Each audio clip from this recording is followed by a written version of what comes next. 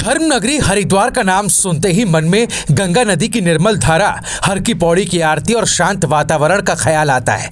लेकिन इस बार नए साल का जश्न कुछ ऐसा हुआ कि हरिद्वार की पहचान ही बदल गई। धार्मिक नगरी कहे जाने वाले इस शहर में नए साल का स्वागत लोगों ने जमकर शराब के साथ किया। सोचिए, हरिद्वार जिले में महज 2 दिनों के अंदर करीब 5 करोड़ रुपए की शराब बिक गई। जी हाँ, सही सुना आपने, 5 करोड़ रुपए।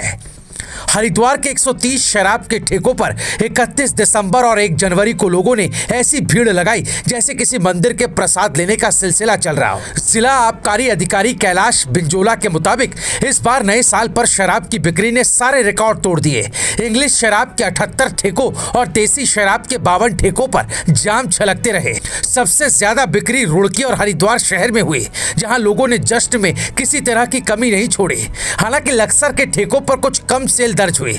लगता है वहां के लोग या तो ज्यादा धार्मिक हैं या फिर उन्होंने अपनी जेब का ख्याल रखा।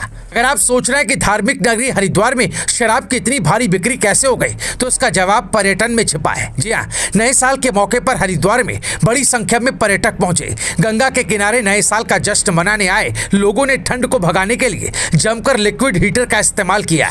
2023 में इसी मौके पर हरिद्वार जिले में करीब 3 करोड़ रुपए की शराब की बिक्री हुई थी, लेकिन इस बार आंकड़ा 5 करोड़ को पार कर गया।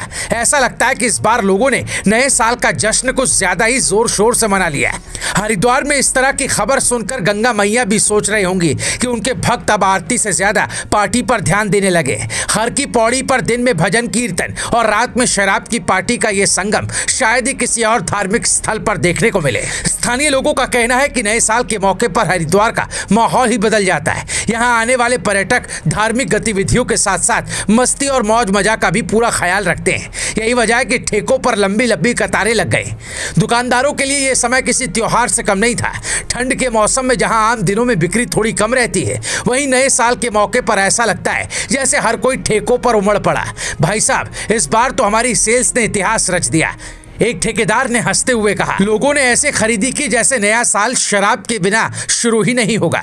कई लोग ये कहते हैं कि शराब पीने से ठंड दूर होती है। अब ये वैज्ञानिक रूप से कितना सही है, ये तो बहस का विषय है, लेकिन हरिद्वार के ठेकों पर जो नजारा था वो ये जरूर बताता है कि लोगों ने इस थ्योरी को दिल से अपना लिया है। अगर किसी को इस बिक्री से सबसे ज्यादा खुशी हुई होगी तो वो है उत्तराखंड सरकार। शराब की बिक्री से मिलने वाला टैक्स सरकारी खजाने में बड़ा योगदान देता है। हरिद्वार जैसे धार्मिक शहर में अगर इस स्तर पर बिक्री हो रही है तो सोचिए बाकी जगह क्या हाल होगा।